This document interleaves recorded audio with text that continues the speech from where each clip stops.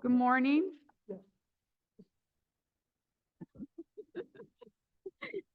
Good morning, everyone. I would like to call this meeting to order at 10:02. Before we get into the full meeting agenda for the December 2023 Chicago Plan Commission meeting, I want to quickly provide guidance to those who want to provide testimony on the cases presented for the public hearing today. A few of you have already submitted forms electronically, but for anyone else who may wish to testify before the Plan Commission, please fill out the sheets located on the table where you enter the room. Please include your full name, address, if you are for or against the proposal, and if you are here representing yourself or an organization. Please hand your sheets to one of the staff members. People who have completed forms will be called on after each item is presented. Thank you. Out of respect for other speakers, please limit your comments to 3 minutes. Please line up at the microphone behind me and to my left in the order that I call your name, and please do not repeat comments that have already been made by previous speakers. The public comment portion of the meeting is not a question and answer session of the staff or the applicant, but an opportunity for attendees to voice their opinions on a particular proposal. Out of respect for others, please do not interrupt or disrupt the speakers. Any individual who disrupts the presentation or any subsequent comment session may be asked to leave the council chambers, or if necessary, may be escorted out by security. We will now call the roll.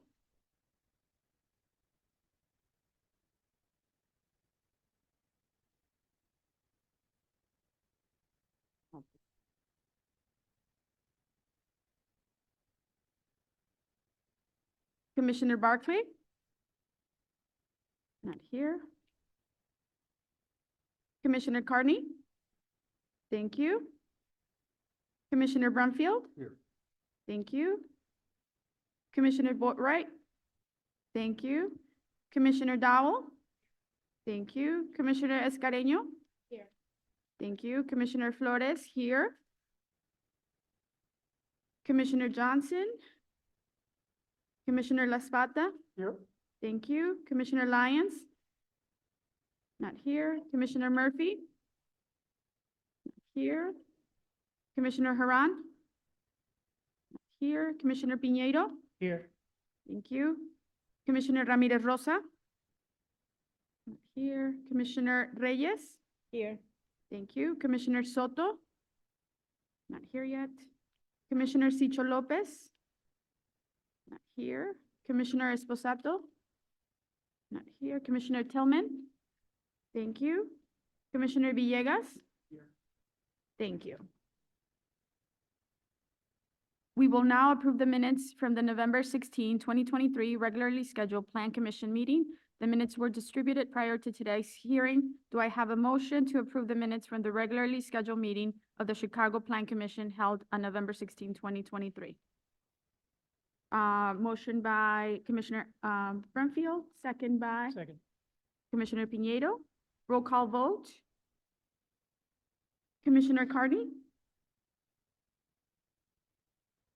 Thank you. Commissioner Brumfield? Thank you. Commissioner Boatright? Thank you. Commissioner Dowell? Thank you. Commissioner Escareño? Yes. Thank you. Commissioner Flores? Yes.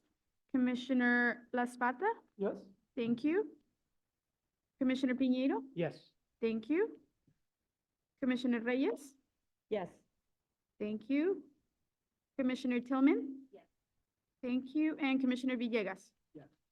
Thank you. Motion passes. Just a reminder, as we have returned to in-person hearings, we will take public comments for the items on the agenda after each item has been presented. If you have not already done so and you wish to speak on an item, please complete a testimony slip available at the back of the chamber. Staff members are available to assist if needed and will collect the forms from you. The first order of business, sorry, is to adopt the Chicago Plan Commission calendar for the upcoming 2024 year. All of the proposed dates remain occurring monthly and fall on the third Thursday of the month. This proposed calendar was provided to CPC members ahead of this meeting. Do I have a motion to adopt the 2024 CPC calendar? So moved. Commissioner Spot. Thank you, Commissioner La Spata. Do I have a second motion? Second by Escareno. Any discussion by the commissioners on this motion? No? Okay. We will call a roll call vote on the calendar. Commissioner Carney? Thank you. Commissioner Brumfield? Thank you. Commissioner Boatright? Thank you. Commissioner Dowell? Thank you. Commissioner Escareno? Thank you. Commissioner Flores? Yes. Commissioner La Espada? Yes. Thank you. Commissioner Piñero? Yes. Thank you. Commissioner Reyes? Yes. Thank you. Commissioner Tillman? Thank you. And Commissioner Villegas? Yes. Thank you. Motion passes. Next on the agenda are matters submitted in accordance with the Interagency Planning Referral Act. Do I have a motion to approve item number D1 through D9 under the disposition heading? Commissioner Escareno, do I have a second motion?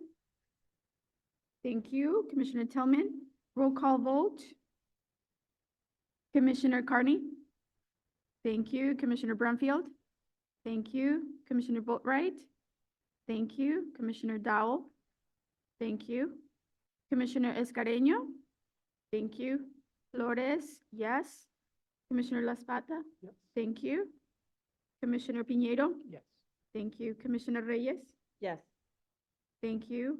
Commissioner Tillman? Thank you. And Commissioner Villegas? Thank you. Motion passes. Now we will move on to the public hearing presentation portion for matters submitted in accordance with the Lake Michigan and Chicago Lakefront Protection Ordinance and/or the Chicago zoning ordinance. The first item today is listed as E1, a proposed amendment to residential plan development number 1320, submitted by Ani 352 Union Chicago LLC for the property generally located at 354 North Union Avenue and 357 North Halsted Street. The applicant proposes to amend plan development number 1320. The applicant seeks to add hotel as a permitted use for a maximum of 56 total keys and to amend the open space plan. No other changes to plan development number 1320 are proposed. And this is item 22249, and this is in the 34th Ward. James Winter will provide the context overview and present the proposed plan. Good morning. For the record, my name is James Gwinner with the Department of Planning and Development. The applicant appears here today because they're proposing to amend residential plan development number 1320 to add hotel as a permitted use to allow for the renovation of existing residential building by converting 56 dwelling units to 56 hotel rooms, as well as amending the existing open space plan.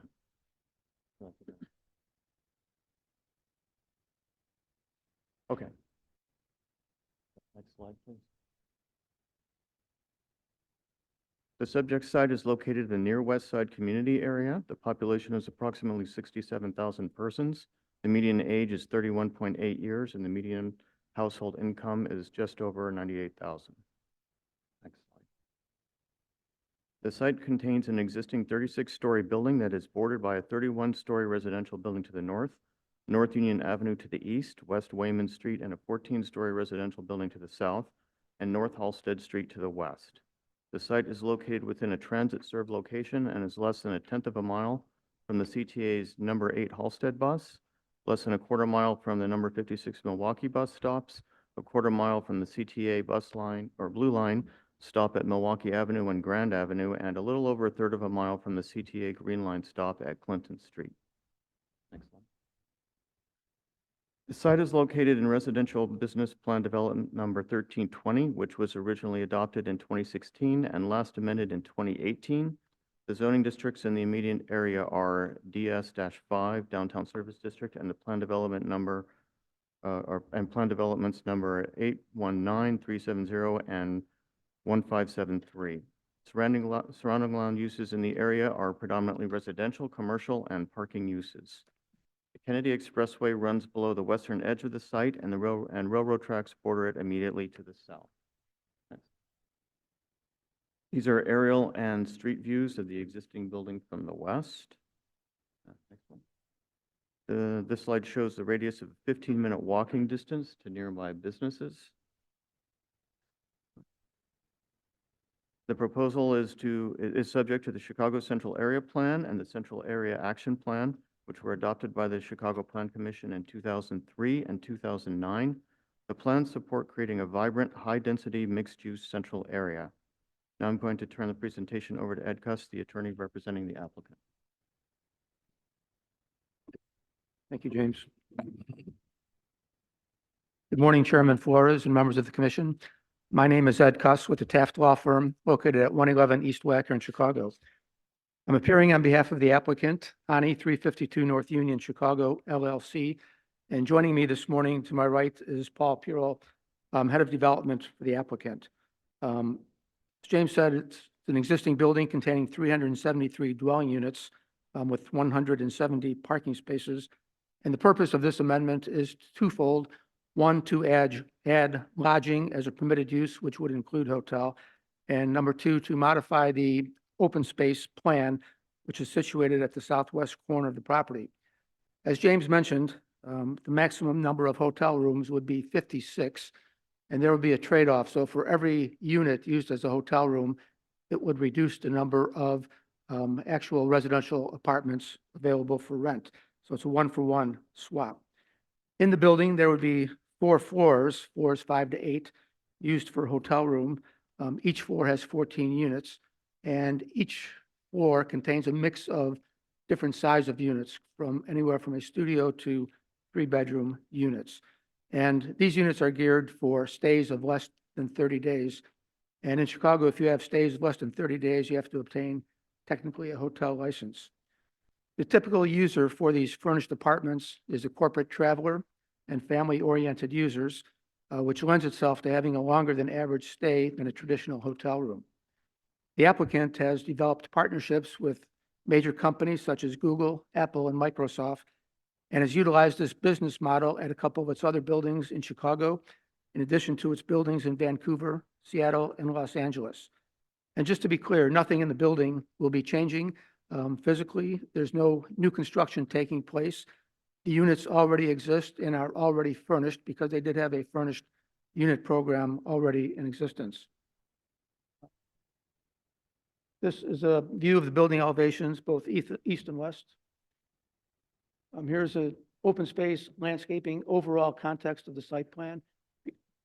And this is a close-up of the open space site plan showing what is proposed.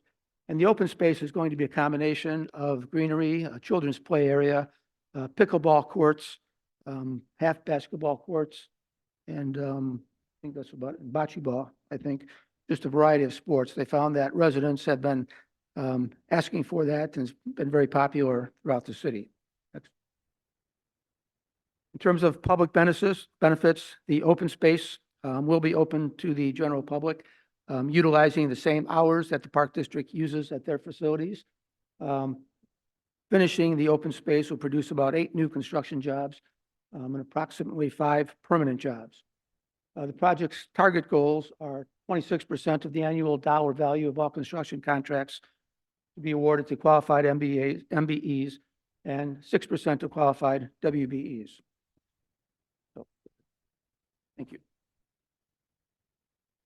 For the record, I'm James Gwinner with the Department of Planning and Development. The Department of Planning and Development has reviewed the materials submitted by the applicant and has concluded that the proposal would be appropriate for the following reasons. Proposed development is in compliance with the plan development standards and guidelines. Proposal promotes economically beneficial development patterns that are compatible with the character of existing neighborhoods. The proposal ensures a level of amenities appropriate to the nature and scale of the project. Please refer to my staff report for further details on this project and the plans identified here today. Based on the foregoing, the zoning administrator recommends that the application to amend residential business plan development number 1320 be approved and forwarded to the City Council Committee on Zoning, Landmarks, and Building Standards as such. Thank you. Thank you, James. Do the commissioners have any questions of the staff or the applicant? Commissioner Reyes? Yeah, good morning. So I recall something of this project, but given that it's a PD and the number of units, I'm assuming there was a commitment for affordable housing units in this building, right? So I would like to ask if this conversion of, lodging now, if it's going to impact the affordable housing units that already have been committed? The units that are proposed to be converted are not any within the affordable ARO units that are in the building. Okay, thank you. Commissioner Escareno? Yes, I just had a couple questions on the open space and just because you mentioned Park District, just wanting to understand the use of that public space and some of the amenities really also being made available to the local public. And just in keeping with the the use of the space for community, how would that be done, or what is the commitment on that? So the land is privately owned and we will be constructing this. It will be available to the public per Parks District hours. However, it is a private, property. Commissioner Laspada? Two questions. Number one, in the conversion to hotel rooms, did you talk to your current tenants about this? Do they have any concerns about this transition? It is included in all of their lease agreements that we have a level furnished, living product within the building. So they're very aware, it's on the website as well. Okay, so I'm also looking at the open space because like a lot of people, I ride my bike down the stretch of Halsted pretty frequently. How will the public access this space? Because my understanding is that there's a relatively long driveway, so to speak, from Halsted to get to the building. It looks like the open space is below ground, below grade, but I might not be reading this right. So you're correct. We have two entrances to the building. One level, which is where the open space is our secondary lobby. You can get in off Kinsey and Union Avenue. So you can walk along the south of the building, which will be open to the public. Excuse me, Alderman, I would also add, Halsted Street at that point is actually a bridge. I It's know, raised. Okay, yes. so yes, this is at a different plane than actual Halsted Street, but it is accessible. So I guess my question is, so even if you're coming in from Union, so like you would go down Union, there's this turnaround here. Do you walk through the building? Is there a gangway down the side of the building to get to the You would have to public? come in off the Union Avenue roundabout that we constructed, that abuts the railway. Is there a site plan that shows the context and the streets? Yeah. This is probably better in terms of just visualizing how you access it through the south. So help me to understand this. Like we walk down what looks like the bottom side of the image, or like, That's correct. so how will we market for people to know this? Because if I was just going down, if I was walking down Union, I don't know why I would imagine that there was publicly available, publicly accessible open space there. Yeah, so the interim condition will be that, and we would have appropriate signage, even in accordance with the hours that will be available to the public. We also own the site directly west of here as well. So once that is constructed, ideally in the next 3 years possibly, we'll be having other pedestrian connection points, which will allow you to get to this site as well. Any of the land owned under the Halsted Street Bridge is CDOT jurisdiction, so that's not really our land, so we can't connect over. So we'd have to come to an agreement once we do start construction on the west side as well. Would be pretty, okay, so if it's possible, could the applicant at some point provide a copy of what that signage is gonna look like to the commission? Thank Sure. you. Awesome. For Thank sure. you. No other questions here.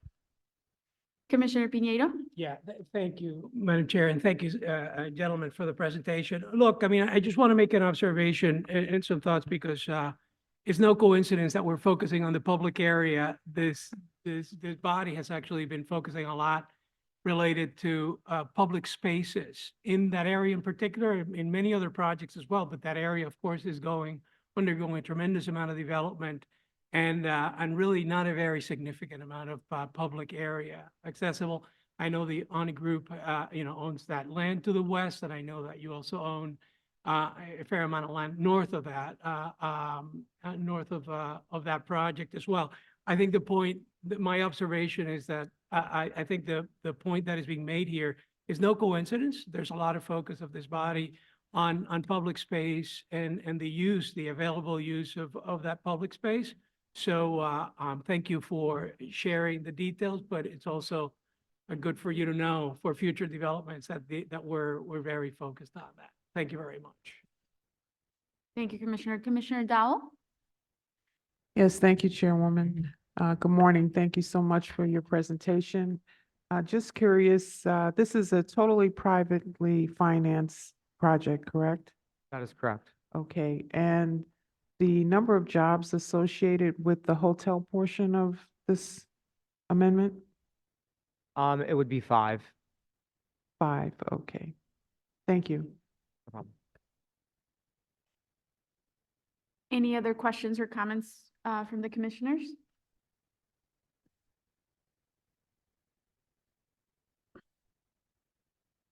Is Alderman Conway or his staff here to make a statement? Okay. Steve Valenziano, I'm Alderman Conway's Land Use and Development Coordinator, and the Alderman supports this project. And the change in the open space, which was a passive open space with a dog run previously, and now it's an active open space for the 170 or so units in this building and other buildings that are being constructed in the immediate area with the ball courts and playground area. So the Alderman supports the amendment to the land development. Thank you. Any additional comments or questions from the commissioners? And let the record reflect that Commissioner Lyons is in attendance. So if there are no further comments, we'll go ahead and call for a motion. Do I have a motion on a proposed amendment to residential plan development number 1320 submitted by Ani 352 Union Chicago LLC for the property generally located at 354 North Union Avenue and 357 North Halsted Street, finding that it meets the requirements for approval? Thank you. Motion by Commissioner Brumfield. Do I have a second? Second. Thank you, Commissioner Lasplata. Roll call vote. Commissioner Carney? Thank you. Commissioner Brumfield? Thank you. Commissioner Boatright? Thank you. Commissioner Dowell? Thank you. Commissioner Escareno? Thank you. Commissioner Flores, yes. Commissioner Laspada? Yes. Thank you. Commissioner Lyons? Recused, okay. Commissioner Piñeiro? Yes. Thank you. Commissioner Reyes? Yes. Thank you. Commissioner Tillman? Thank you. Commissioner Villegas? Thank you. Motion passes. Thank you. Commissioner Barclay, sorry for that. Would you like to vote on that? Okay. We have Barclay as a yes as well. He's in attendance now.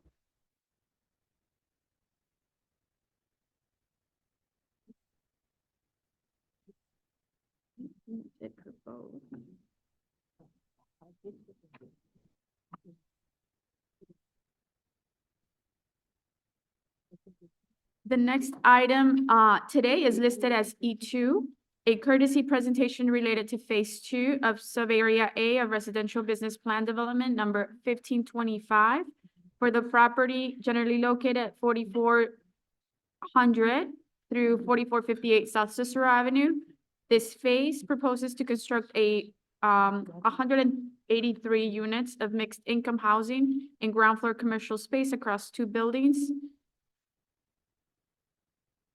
a central courtyard accessible to the public, and 134 parking spaces. The PD, as approved on October 21, 2021, allows for a maximum of 725 dwelling units, the development of several mixed-use buildings, approximately 440,000 square feet of commercial space, publicly accessible open spaces and accessory parking spaces to be built in multiple phases. And this is in the 22nd ward. Nolan will provide the context overview and present the proposed plan.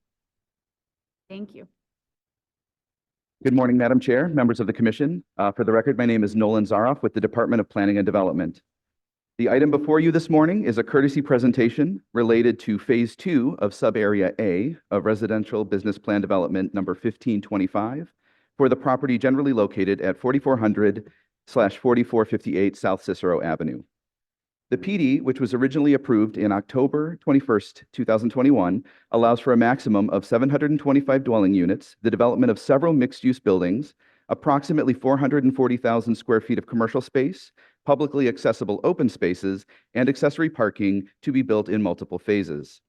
This phase proposes to construct 183 units of mixed-income housing and ground floor commercial space across 2 buildings, a central courtyard accessible to the public, and 134 parking spaces. The applicant is the Chicago Housing Authority, and they are co-developing the property with Cabrera Capital Partners and the Habitat Company. The subject property is located in the Southwest Planning Region in the Garfield Ridge community area. According to the Chicago Metropolitan Agency for Planning, the population of the area is around 35,000, of which 42% are white, 5% African American, 51% are Hispanic or Latino, and around 2% are some other race. The median household income is just shy of $75,000 per year. The subject property comprises approximately 32 acres of the former CHA LeClaire Courts public housing development. It is located along South Cicero Avenue with Interstate 55 and the Metro Heritage Corridor commuter rail line to the north, vacant commercial land and a senior living facility to the east, established single-family neighborhoods to the south and southwest, and the Academy for Global Citizenship to the west. The subject property was originally zoned RS-3, residential single unit, but was rezoned to B3-3, community shopping district, and then to a residential business plan development in October 2021.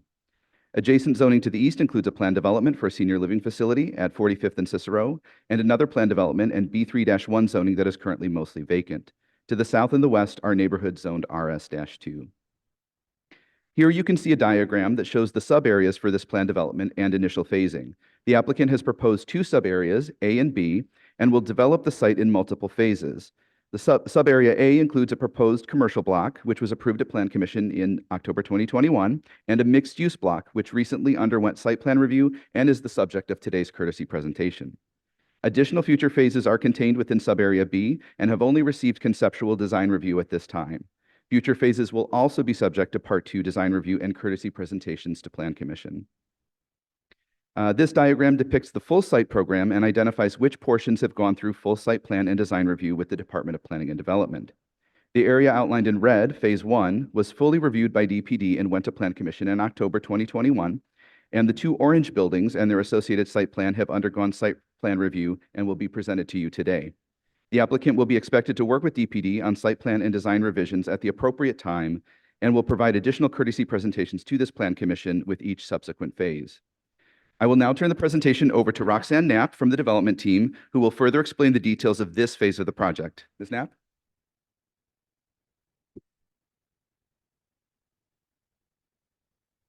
Good morning. Good morning. Again, the focus of today's conversation is regarding Site A, which includes 2 6-story mixed-use residential structures along Cicero Avenue. Slide. First, we'll take a look at what's there today. The boundaries of this particular site are Cicero Avenue and La Crosse Avenue, east and west, and 44th and 45th to the north and south. As you can see by the slide, this area is currently vacant. Before we actually dig into what's going to happen from the ground up, I wanted to give you a short summary of what we've been doing as far as the invisible improvements that happen along the way during the master planning process. We have been working diligently to establish best management practices with the stormwater management, which will include underground detention, the creation of landscaping and vegetation pathways and strategies, as well as bioswales wherever possible. During the conceptual design phase, we did an independent traffic study, which yielded recommendations that were consistent with the previous study done by the CHA. These recommendations included reestablishing the street grid, the development of 2-way traffic along 43rd and 44th, as well as a proposed added signal at 45th Street. Need this to advance too. With regard to open space, landscaping, and community spaces, the plan is to take advantage of several strategic design opportunities. First, there is a open park space planned across from the Academy for Global Citizenship. This will help engage the immediate community with that facility. We were also designing a pedestrian corridor that will pull people in from Cicero Avenue through the west of the site. We also are creating soft buffers between vehicle and pedestrian movement. And we're also introducing public gathering pockets that will allow the community to gather in different areas for different purposes throughout the site. We recognize the city's sustainable development policies, and we are working diligently to incorporate enterprise green communities and green building initiatives. With regard to affordable housing, we recognize that this is CHA land, and as a result, a vast majority of the units will be affordable units, creating a true mixed income community. LeClaire Partners has held extensive meetings throughout the last several years with community stakeholders to better understand their collective needs. They understand that the success of this community is dependent on the success of the overall community around it. As a result, they have directed the immediate focus on the development of a grocery and a medical office building that will actually break ground the coming year. With regard to the schedule, this year has seen a lot of work, although you can't really see it from the ground up. That has included the completion of the water main work between 43rd and 44th Avenue or streets, which was completed in June of this year. And recently, we obtained an infrastructure agreement with the city within the last month. As we look forward to the new year, we anticipate the issuance of permits for rough grading in January, for deep and shallow excavation in February, and we plan for the groundbreaking of the commercial site just north of this site as early as March of this year. With that, Josh will give you a little bit more about the ground up. Thank you. Here's a summary of both the Can buildings you on the please site. state your name for the record? Sorry, Josh. Thank you.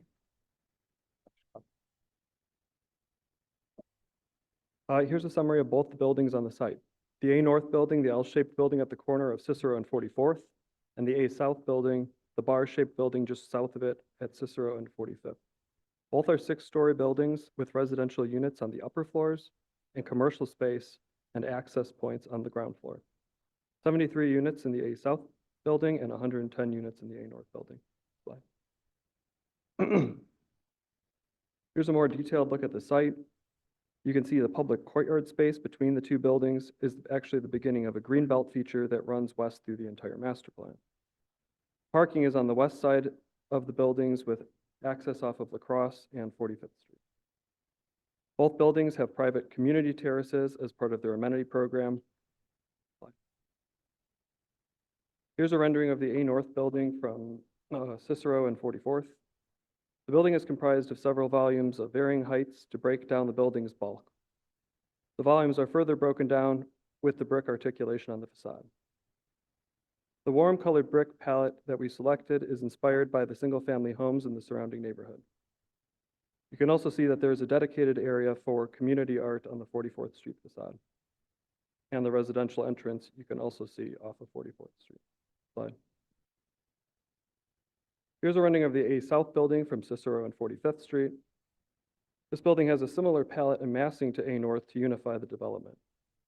However, it does have different window articulation to give this building its own unique identity. The big massing move at the corner anchors the retail entrance on the ground floor, and it also has a dedicated location for community art on the 45th Street facade. Slide. Here's a view of that courtyard space between the two buildings at the start of the greenbelt. Slide. And here's an aerial view of that courtyard. There are seating and landscape areas that provide a buffer from Cicero Avenue directly to slide down. Some fencing and gate, there's a fencing and gate element as well for security for Chicago Commons, which is an early childhood education facility that's in the A North building. Slide. Here are the plans for the North building. The ground floor has Chicago Commons along Cicero with residential access off both 44th and the west side with a through lobby. Residential amenity on the short wing with access to a private community terrace. There are residential units on levels 2 through 6. These are studio through 3 bedrooms in size. Slide. Here are the plans for the south building. The ground floor has retail at the Cicero and 45th intersection, residential amenity along the courtyard side, and residential access off both the west side and the Cicero Avenue side with a through lobby condition. Residential units are on levels 2 through 6. Here we have studios through 2 bedrooms. There are no 3-bedroom units in this building. Slide.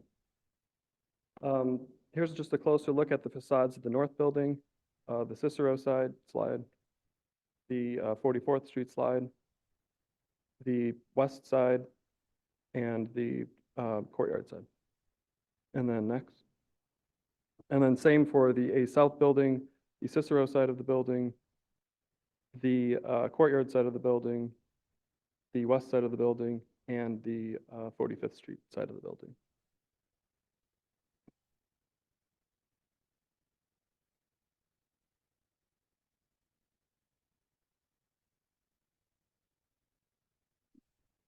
Again, for the record, Nolan Sarf with the Department of Planning and Development. This concludes the courtesy presentation for this phase of the Leclerc Courts Plan Development. We would welcome any feedback at this time, and there are several members of the development community here, or the development team here, to answer any questions that you might have. Thank you. Thank you, Nolan. And we do have one speaker signed up to speak on this item, Mr. George Blakemore.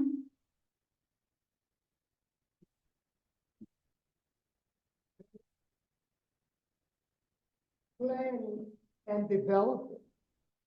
Who is planning and who is the developer? Mr. Blakemore, you rush down here. Speak. They don't listen to you. No, they don't. But I am obligated to speak on planning and development. All the development that's going on in the ghetto, in these black wards. They're planning and they're developing, but it is not for you. They're social engineering you out of this city. With now, the government, this is CHA land. And then they turn it over to the city. Maybe the government is tired of you too, bringing illegal immigrants in here. So this is disgraceful. Where are the people from the black community? Oh, we have one speaker, Mr. George Blakemore. Is this the first time you ever addressed? No, it is not my first time. The faces change, but the game remains the same. I'm highly qualified to speak with this MBEs and WBs, and black folks are supposed to be working in those developments, in professional job, bricklayer job, common labor job, all these jobs. But is this happening? No. No, because you have no black leadership. Poor black leadership, sitting in high places, but not representing their community. There's something wrong here. Now, my Facebook friends, you're watching me. Got 3 minutes off, throw him out, lock him up. I just rushed down here because I'm familiar with the games that people play. The faces change, but it's the same old game. So my Facebook friends, show up at all of these meetings. These black officers should have people right here speaking. They should have people speaking. They don't want you to be informed. They want you to be uninformed, unengaged. And so they can exploit you. They don't represent you. Then Mr. Blakemore, they don't have the park on you. Oh, yes, they do. Well, you signed up for 2 more, pages. And this is informational only. Who is the developer? How many black people are gonna work on these projects? What is the amount of money that they receive? And the game goes on and on and on. So that's why they want to file this label. That's why they want to file it. Nobody got here but me. Thank you. Thank you, Mr. Blakemore. Commissioner Dowell? Thank you very much, Chairman. Thank you for your presentation again this morning. I appreciate you putting the street grid back. That was good to see. Just a question on the programming. I know that our focus is on the land use and the design, but I wanted to know what and I see Ann McKenzie's here from the CHA. If you could speak to the breakdown of, this is a third, I guess, as part of your CHA policy. And can you speak to the number of parking spaces that would be at this particular sub-area A?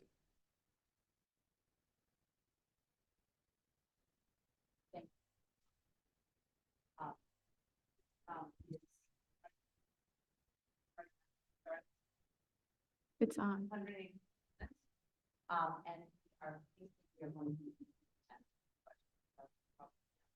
Excuse me, sir, up there. Can you please put on her mic? The green light's on. Oh, there we go. It's 183 units right now. We think we're going up to 50% with project-based voucher on this one. And then there will be other low-income housing tax credit units.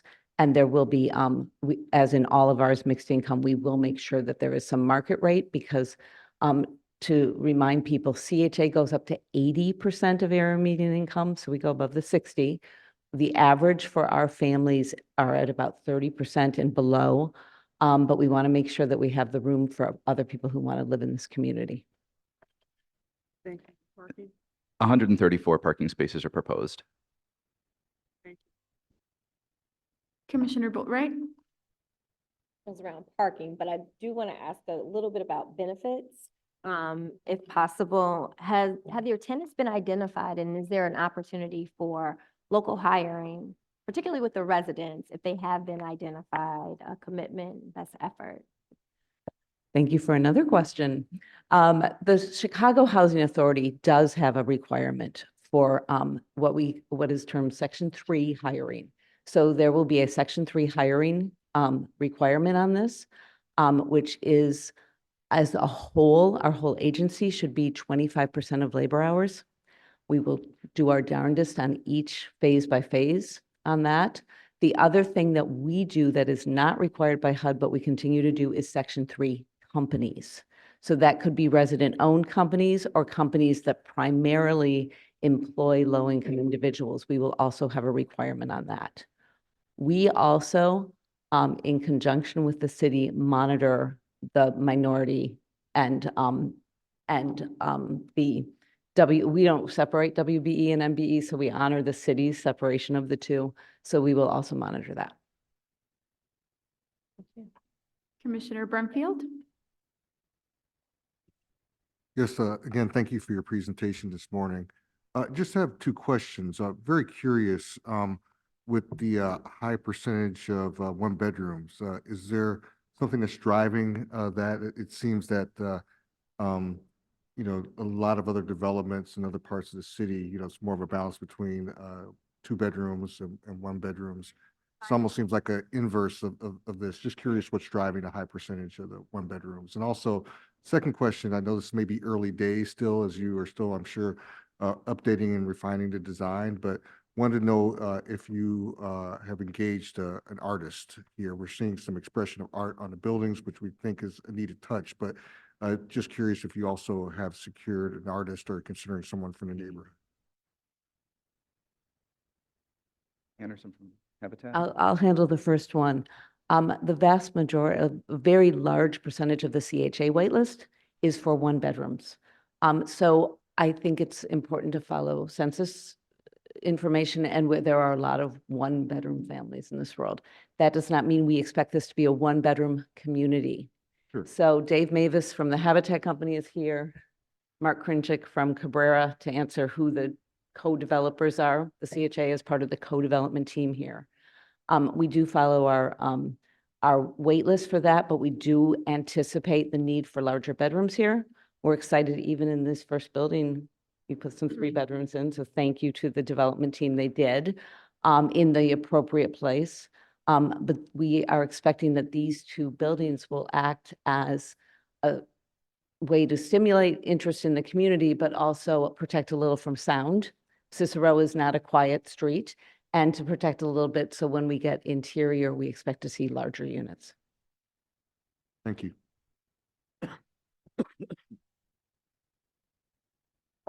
There's a second part, right? Forensic from Cabrera Capital. The question was whether we retained an artist yet. What our plan is to pull together a community group as part of that decision-making process and create a program to bring in youth and other community-oriented artists to bring that in. And we've had some preliminary conversations with a couple of different entities, but we're not done yet.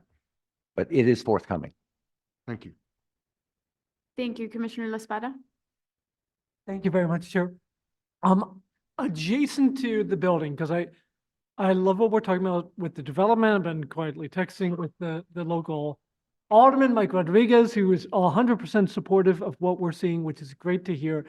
I did want to ask about, as is required through CDOT, the travel demand and management study for new developments like this. And I ask it because, I mean, you have a challenging geography where you're kind of boxed in on 2 sides by the train and the Stevenson on one side and Cicero, which can be a relatively dangerous street, on the other. How are we anticipating people come and go from the new Leclerc courts, making the daily rounds of their lives? And how do we work together with the development team, with the CHA, with the city, to provide more comfortable, non-car oriented choices for folks?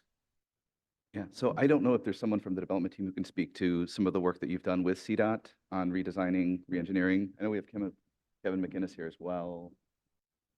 Or, yeah, Commissioner Carney. Tom Carney, CDOT. Thank you, Alderman. So we've been engaged with the development team in a lot of conversations on this. I mean, the simplest answer is the rebuilding of the street grid is the key component that will allow for better mobility. And that gives you both ped, bicycle, car, and then also with the traffic signals component as well to allow for, because certainly it's not just the residents, but it's all the things that support a community that need to go into a community, for delivery trucks and things like that. 100%. I understand that unfortunately, in Chicago, not every street is created equal. Did we do a travel demand and management study? And if yes, Commissioner, just to add for the record to it, this project was originally approved prior to the current ETOD ordinance that came in July of 2022. So the exact documentation that is required on today's proposals was not necessarily submitted, but they are still trying to meet all of those requirements as best they can under this current proposal. okay, not urgent for today, but if through the chair, that kind of study and travel planning could be provided, I'd just be really curious to take a look. And that's it for me. Thank you. Thank you, Chair. Thank you. Commissioner Escareño? Just a couple of notes on the green and the open courts. I know that Cicero Avenue is lacking, and just that general area, there's more room for more green space. So definitely like the fact that there's streets specifically on Cicero Avenue, and just wondering, the courtyards will be open, and if we can just take a little bit more of a look on the courtyards and the amount, the dedicated green open space. It just seemed like there's a lot of parking space? And I guess, is that is the total, I think you said 134 parking space or 130 something parking spaces, is that a requirement for the number of units? And then also the amount of dedicated green space to a courtyard that could be really beautiful and plush for not just the residents, but also the community? Just a little bit more conversation around green space and how you approach that. Thank you for the question. Actually, we put a lot of effort into the relationship between Cicero Avenue and the community itself, and pulling pedestrians into the space, not only their walkability of it, but visually, creating an inviting location. One of the things that we're working on in this particular pocket, which is the plaza between the two buildings, was to create a sense of place, a marker that might identify the community itself and invite people in visually along Cicero Avenue. And then the creation of that green pedestrian corridor. And we do actually have to traverse vehicular access ways. There's really no way around it. But we tried to be very conscious of putting in speed bumps that would allow us to create and maintain this very visible green corridor, but then allowing vehicular access through it. Regarding the parking, yes, the 134 spaces is the required amount to accommodate the spaces for the facility. And then also just related to that, any thoughts or plans to include bike racks and really encourage the use of bikes as a, more sustainable way to? So with regard to the bike parking, we actually have 70 allocated spaces for bike parking between the two units, both indoor and outdoor. Okay, great. Are they indoor? Some of them are, yes. Okay. Thank you. Most. Any other questions? Commissioner Lyons, followed by Commissioner Reyes. Thank you. I saw an updated schedule. I was wondering if you could just give us the big picture of sort of when this was first came before Plan Commission and when we could expect to see some of the developments come online, like the grocery store, the FQHC, and then the units. It first came to Plan Commission on October 21st, 2021, and that was for the overall plan development and then design for the commercial block. And then I'll hand it over to the development team to answer the timeline question. Thank you. We will commence the infrastructure at the beginning of the year, sometime probably mid Q1. That has to move before we can do anything else because we can't get a certificate of occupancy for a building. We can't get water and sewer and electric too. So that's in process. The infrastructure agreement with the city is almost completely executed. There's some exhibits being updated and those should be done this week. I know today's Thursday, but certainly by next week. And then we're working on financing for the FQHC. We're very near end of design. We've probably got 2 to 3 weeks of design work before we can start thinking about permit drawings. And then we would try to get into the ground. I'm going to be aspirational and say end of Q1, but I think realistically it's going to be later than that. And similarly with the grocery store, very much the same program, looking at financing right now. And the 2 mid-rise buildings, we are targeting late summer, probably fall. It's a complicated financing structure, which Ann McKenzie and Dave Mavis from Habitat can get into more detail if need be, but it's a complicated financing structure. And the idea and the goal is to get both buildings in the ground at the same time. I'm Dave Mavis with the Habitat Company and working on the residential development. And I will just add that we are at a point on the financing where we're working with the CHA, the Department of Housing here in the city, and Illinois Housing Development Authority to get agreement on the overall financing plan for both buildings. And we've made a lot of progress on that in the last month. So we're ready to start the year kind of full speed ahead with the financial closing. But that is a very complex process with a financial tax exempt bond issuance and all the closing documents associated with that. That is typically almost a year-long process. So we are also moving along after the conclusion of this courtesy presentation with the next phase of the drawings on the building so that we can then get, pricing and finalize our numbers. So that's a lot of detail, but the short answer is we hope to have our financial closing around a year from now. Could be early 25 or late 24. And then that will be groundbreaking for both buildings. And the construction period will be probably a 14 to 15-month construction period. So 27 months from now, roughly, we could be welcoming the first residents into those buildings. Thank you. Commissioner Reyes? Yeah, so, and you mentioned that 50% of the units are going to be available for voucher holders. So given that this is a little bit over 50% Latino community, what is going to be the percentage of the wait list that is going to have, is going to give this amazing opportunity to Latino families?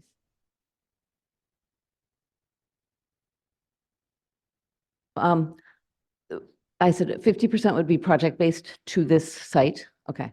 And are you talking about mixed families with the right to the legal right to live in the United States? What are you talking about when you say I'm that? talking about regardless of the orange of the voucher, at the end of the day, there's going to be a family with a subsidy. And so I would like to know what's going to be the percentage of the Latino families in terms of what is their percentage in their general wait list right now?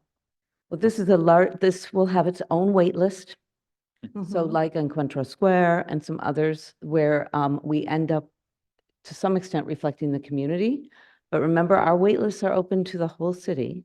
So, but it will have its own wait list. Our wait list is open. So they don't have to be on the wait list right now. But they should get on our wait list because people are prioritized by the order they are in our wait list, by the date that so people should be on our wait list. And they need to be on our project-based voucher wait list. So that means that there's still opportunities. So then I am assuming the outreach and the marketing is going to be tailored to the residents around the area. Like as I mentioned, this community is like a 50% Latino community. So it will be ideal to have that kind of representation within the families that are going to be able to have subsidized housing. In addition to our CHA working group, we have a lot of community outreach. People are very aware, and we will make sure that they continue to be aware. We have done things as on site as going to the alderman's office for a week and helping people get on our wait list. We will make that commitment for this building, these two buildings. Is the first phase already built or not yet? No. Okay, thank you. Thank you. Commissioner Dowell? Oh, okay. Was answered. Okay. Anybody else? Any other comments or questions from the commissioners? Not seeing any more hands raised. Is Alderman Rodriguez here or somebody from his staff?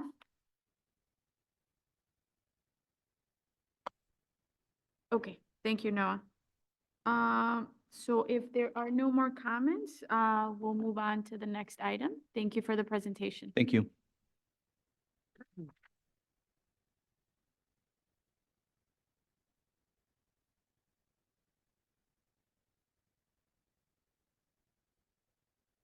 Yeah.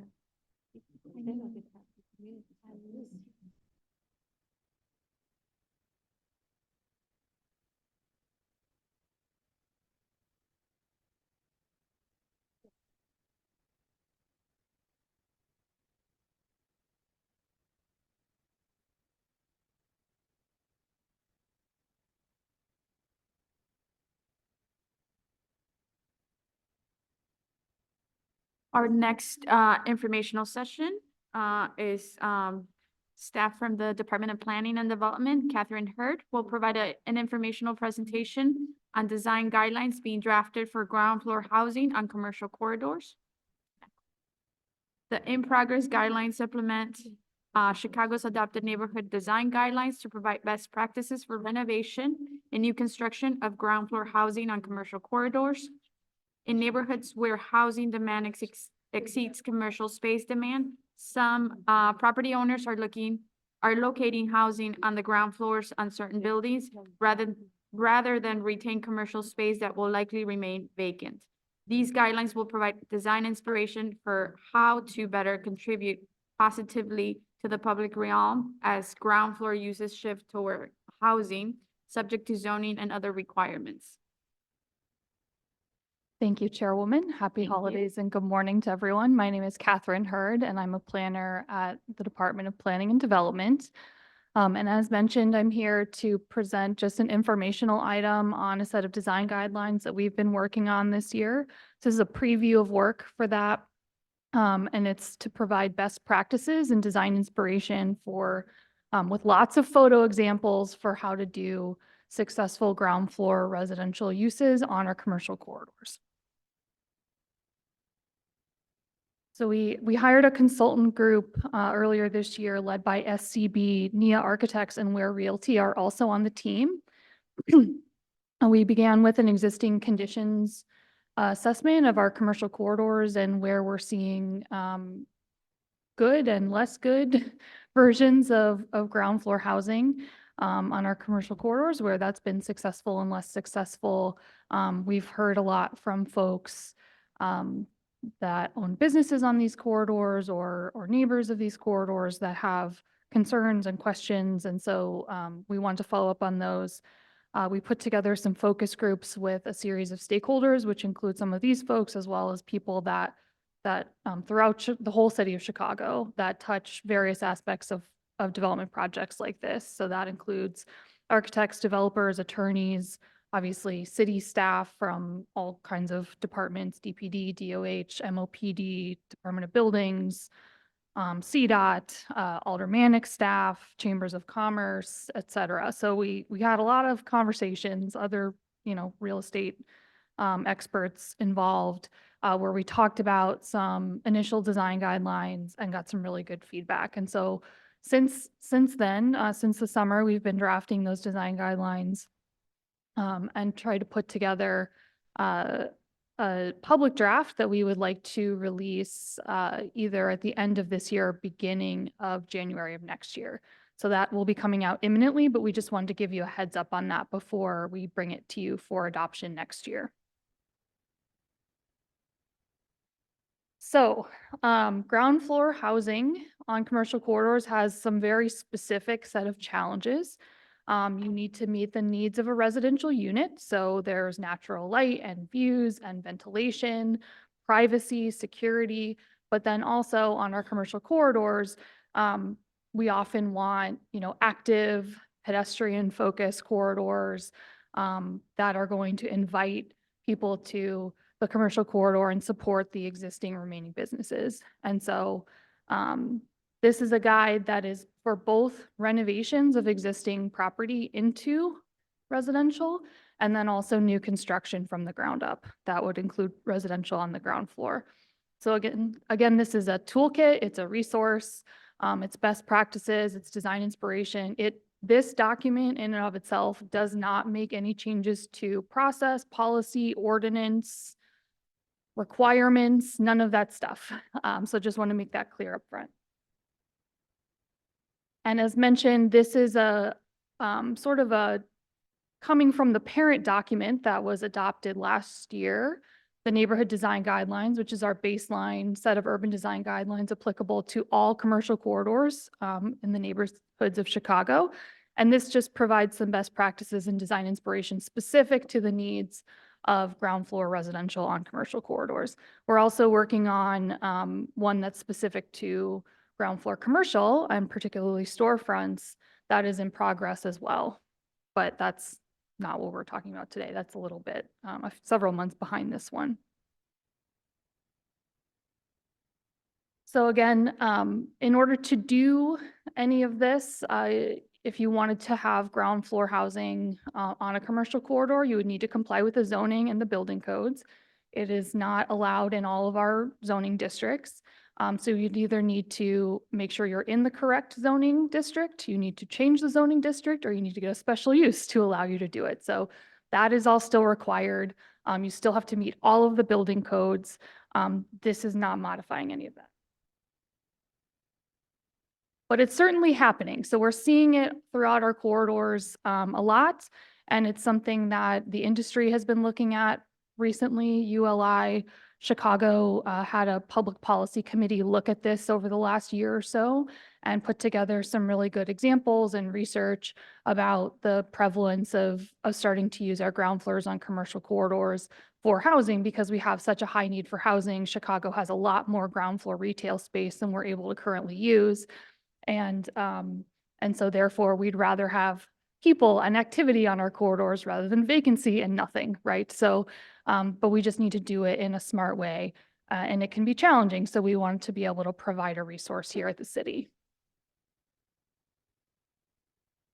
So again, we see these a lot throughout the city, and we believe that if you have housing on a ground floor of a commercial corridor, it still needs to respect the purpose of the commercial corridor, which means that it still needs to promote vitality, it needs to respect the architectural character, and it should feel like it's a part of the community rather than turning its back on the community. And so oftentimes we'll see examples like these where it feels like the building is turning its back on, even a brand new building it will be built so it's turning its back on the corridor, which hurts the vibrancy of the commercial corridor.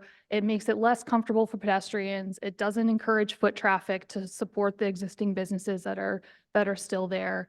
And also it's expensive to do this work. So some of these storefronts that are all bricked up, that wasn't cheap to do. So there are ways you could do this for potentially less money that would be more positive for both the residents inside, because if they're bricked up, they don't have natural light, ventilation, operable windows, that stuff either. So we just wanted to provide some potential solutions that people could consider when they're doing this work. So we want to encourage street front activation while also balancing the needs of what residents need on the ground floor. So we created a decision tree. If anyone is considering doing this, what do you need to consider at a super high level? So the first question is, if you have a commercial space or you're building, or if you're building a building and thinking about the ground floor uses, is there a viable commercial use that wants to lease that space?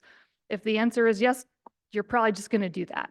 So we're not advocating that anyone kick out their commercial tenants. There's typically no financial or legal incentive to do that anyway. It's expensive to convert units to residential that weren't previously residential a lot of the time.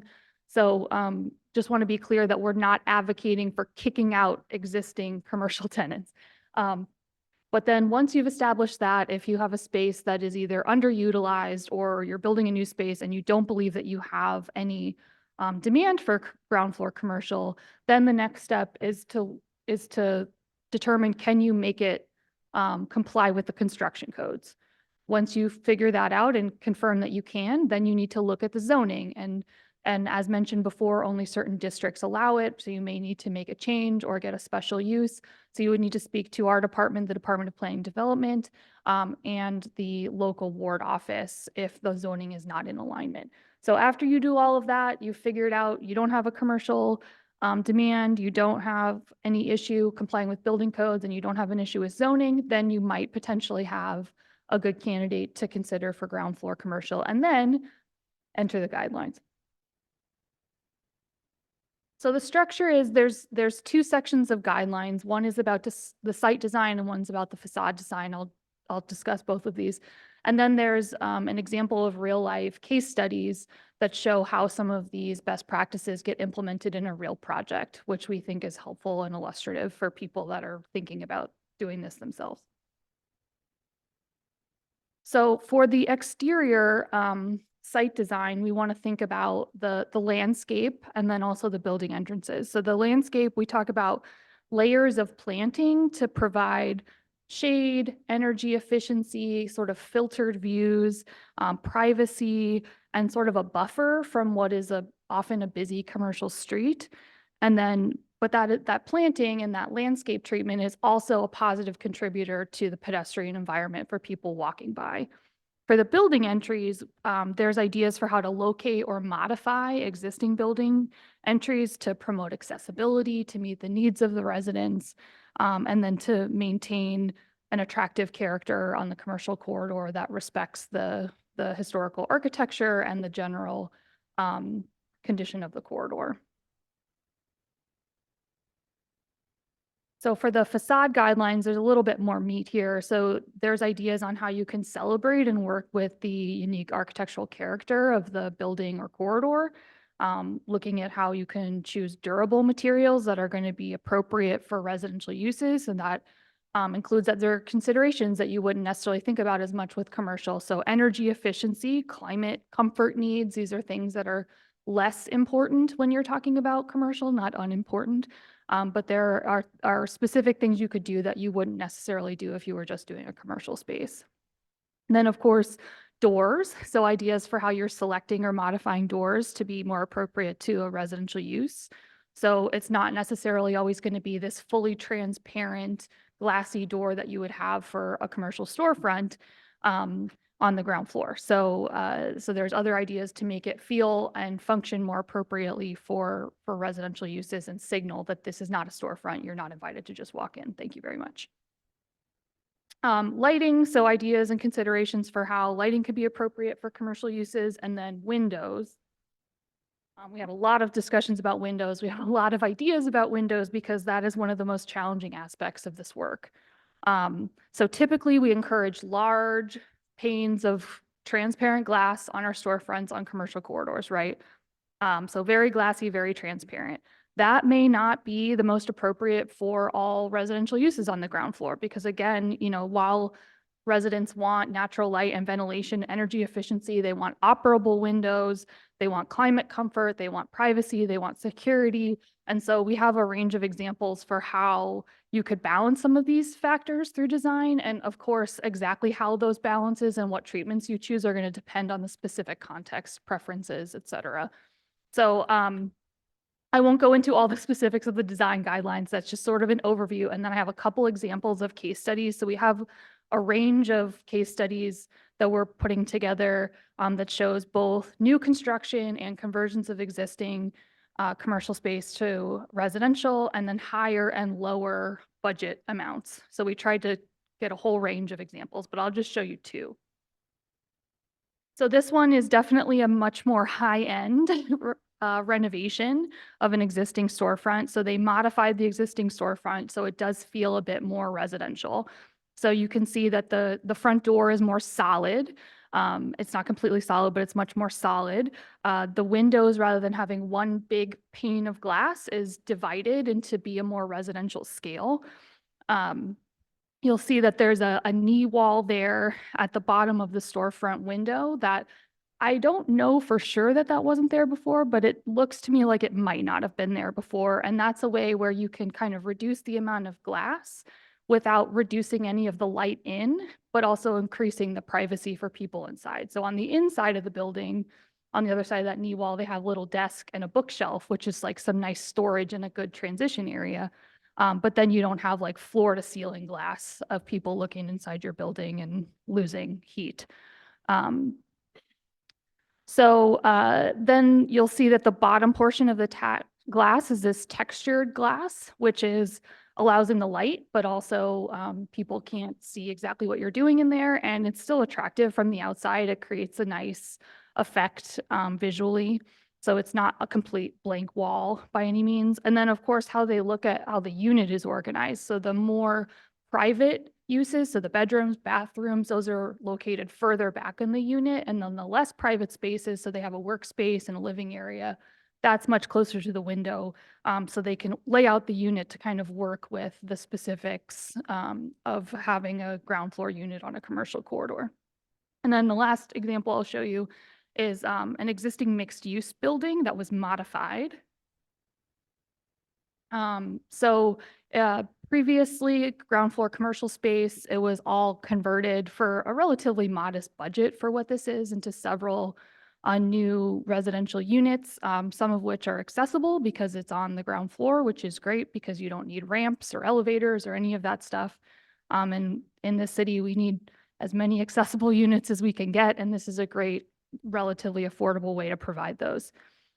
So you can see that they replaced the large storefront with residential scale operable windows and more residential doors.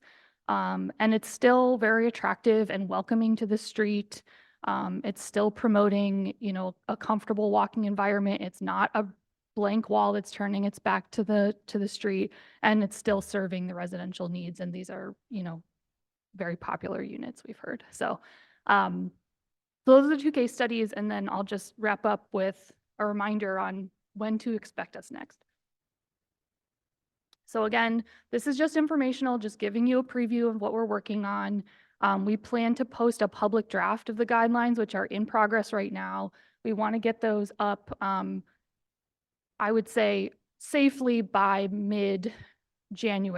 So like in a few weeks, so imminently, we'll be posting a public draft for comment. And then likely February or potentially later, depending on exactly when we get the public draft posted to give enough time for the public feedback.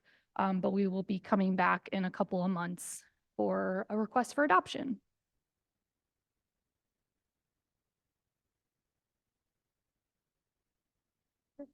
Yeah, thank you, Catherine.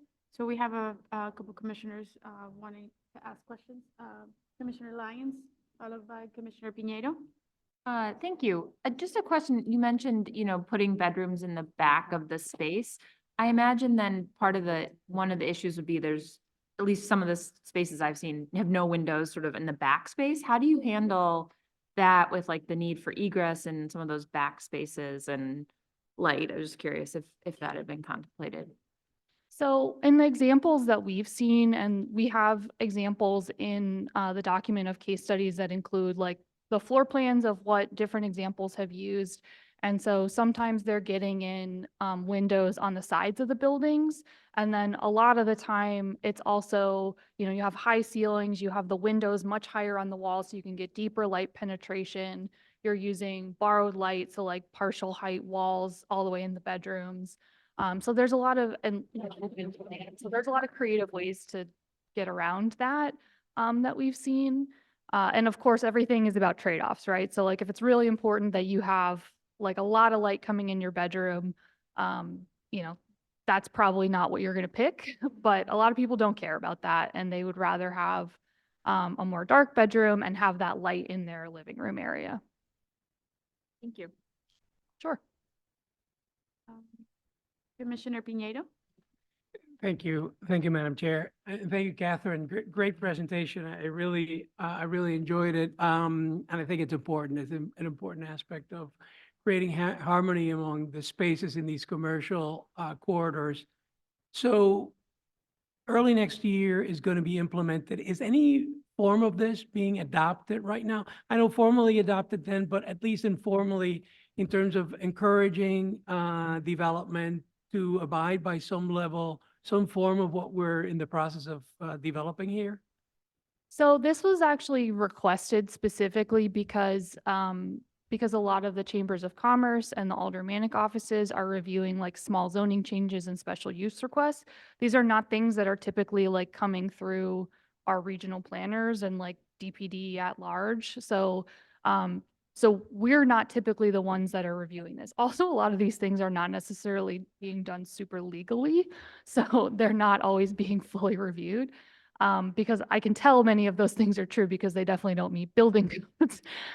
But these things are happening. And so for the ones that are coming in and working with our partners that are, you know, on the ground in the neighborhoods, they were looking for what are some best practices that as people are coming to us asking for these zoning changes, asking for support for a special use, et cetera, like what can we give them so that they have a good idea of what would be, you know, what would be appropriate design or what would be good for the commercial corridor, because we've gotten a lot of concerns from neighborhood folks, from businesses, from chambers of commerce, and from aldermanic offices that they're worried that having residential on the ground floor will harm the commercial corridors, will make it feel dead, like there's not enough activity. And so the purpose of this is to try to prove that it doesn't have to be one or the other, right? Having people occupying a space often better than having a vacant storefront, right? And so, but that also doesn't mean that a blank wall is better than nothing. You still want to be able to contribute positively to the public realm. And so, so we have those folks that I've talked about have been in our focus groups and we've talked to throughout this process, and they've seen many of these examples and kind of the draft early guidelines, and they're already, you know, talking about those when they're discussing this with folks coming to them for proposals or questions or want feedback on ideas, et cetera. Understood. So just so that I'm clear, so once adopted, the guidelines, so what's the process for ensuring that there's some level of compliance with this? Is there a formal process, or you're leaving it up to kind of the neighborhoods? Commissioner, I'll take that question. So there are two things. One, once a plan is adopted by the Plan Commission, you know, the municipal code says that any project that's going to come in for a plan development review or for a lakefront approval has to be compliant with adopted codes, with adopted plans. So that gives the strength to the department to review based on those code recommendations. Furthermore, when or if any of these are, but because of the zoning, have to go in front of the Zoning Board of Appeals for special use, they too follow those adopted codes and plans, and so they are being reviewed. So most of the projects are being captured and having this best practices, design guidelines implemented as part of their design. As Catherine mentioned, there are a few of these that will come as of right development, and they may not get the same level of scrutiny, but we still would pass on the document to tell them, look, you should be following these type of design guidelines. You should try to meet the city. And then the other point that Catherine made is getting this out to the chambers and to the local groups that control the businesses in the ward level development can hand it out and provide it to the people that are needing to see it. Thank you, Noah, and thank you, Catherine. Commissioner Brumfield? Thank you, Catherine, for your presentation. One of the things I'd like to commend you on, and also DPD, is not using the words form-based.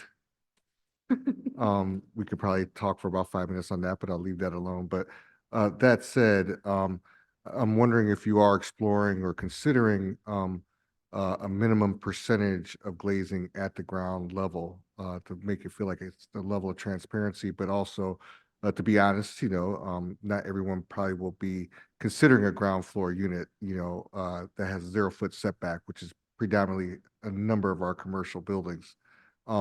Just was wondering if that was something that you were exploring or thinking about or considering. So, Commissioner, I'll handle that one too. Take the stress off Catherine. So I can do it if you much want of me our city or large portions of the commercial corridors are designated as pedestrian streets. And when they are designated as pedestrian streets, then any of that work that's fronting on those streets has to be 60% transparent between a certain height. So those will be captured there. Again, this guidelines was to sort of illustrate best management practices and not get into changing any municipal requirements or municipal codes. So we're not going to implement any specifics, but as you can see from the examples, transparency is part of the promotion in those images. So guidelines, not form-based code. That's correct. Okay, just triple checking. Thank you. Hi, this is Nancy Razovich. I'm an assistant commissioner in the Zoning Bureau. And I just wanted to provide some context also to what is happening now. Anytime a project comes through for special use for ground floor residential, we do spend a great deal of time trying to make sure that it's designed properly, that they're not walling up the windows. I think some of the examples that Catherine is showing are things that are done illegally, and that's happening all over the place. But what will happen is, you know, for us right now, we are limited by what the special use criteria are. And so what we need to do is make sure, do as much as we can to try to get these things improved. But what these guidelines will do is they'll support our efforts of what we've been trying to do under the special use review. It'll just reinforce everything that we've been trying to do through that process. Thank you. Any other questions? Commissioner Escareno? Yes, I think the guidelines are great. I do have a couple questions, and maybe they are guidelines, maybe they are not guidelines, and maybe lean more towards process. In my former job, I know that this was a major issue, specifically in corridors that are commercial corridors, but that have not been activated for many, many years.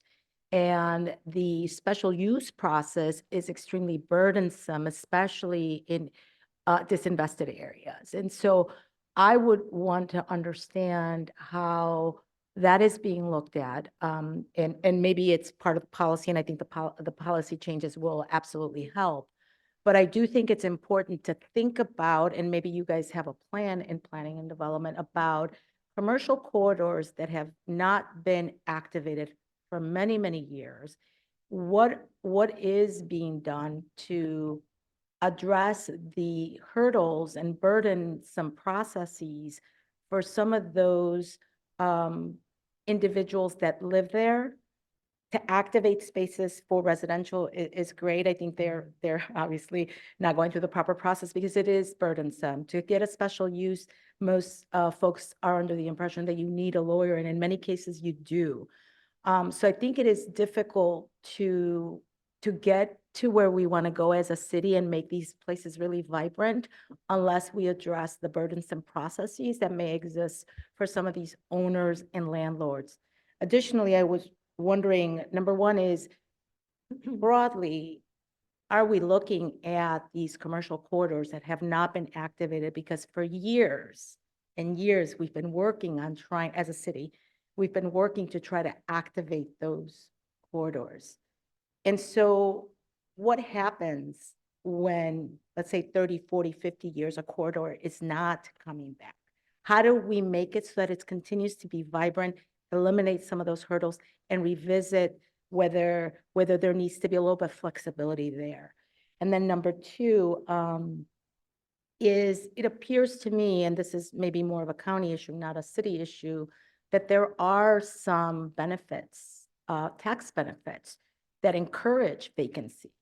And so how do we make sure or work to try to address that? Because I know in the past when we've tried as a city to encourage activation of some of those spaces, the landlord and or tenant prefers takes the tax break than activate it. And so it would be great to see how we can activate those spaces, but eliminate and begin to look at those hurdles or issues that continue to plague the individuals that live there. And so how do we motivate and support these communities to make it easier on them to turn these into smaller commercial corridors by eliminating burdensome processes, costly processes? So this is a great start, but I'm wondering if we can just really start to think about the true activation of these corridors that have been down for years. Commissioner, let me start with the process half, and then I'll turn it back to Catherine for some of the planning response. So first, recently, within a week, Mayor Johnson signed an executive order to streamline processes and to provide, ways to eliminate some of those hurdles. That's started the ability to do just that. Secondly, just at last week's zoning committee, there was an ordinance introduced that would allow for some of the special uses that have to go in front of the Zoning Board of Appeals to be rolled into zoning changes that could then be handled by the department administratively at the front end, reviewed, and then sent through that city council zoning change. So there would not be a second level of process that needs to happen later. Obviously, that requires a little more information up front to help do that evaluation, but it would help some of that burden that you're talking about. And then I'll turn it back to Catherine for some of the planning answers. Yes. Yes to everything Noah just said. Also, your questions hit probably 4 hours worth of things that we could talk about here. So I'll try to keep it brief, but just because the scope of the design guidelines document doesn't handle like all the breadth of challenges, that doesn't mean that we didn't talk about those things a lot when we were talking to our stakeholders.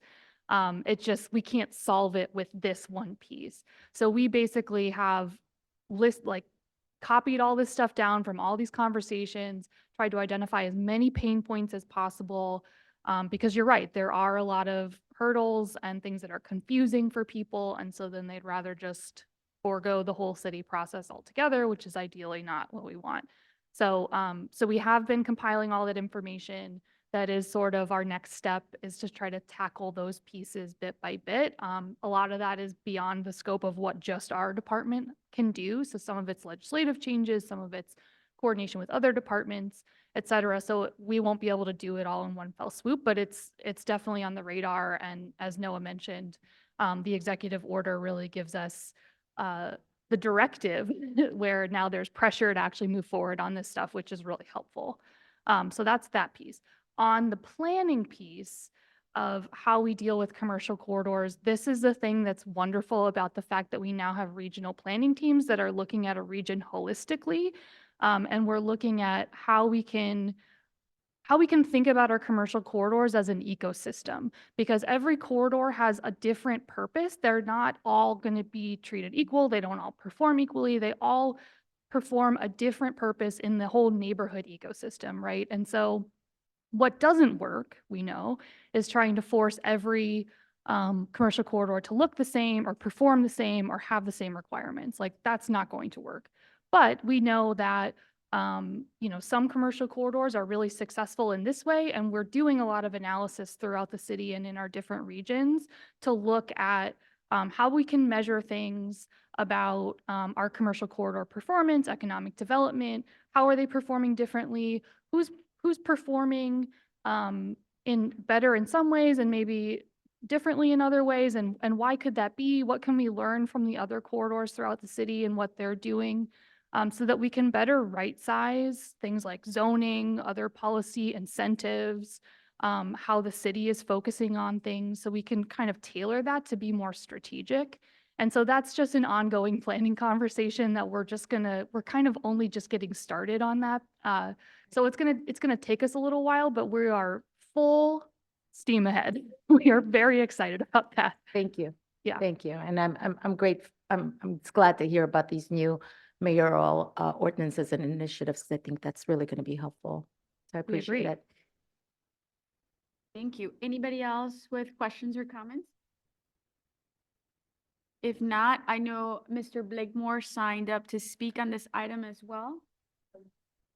You are welcome.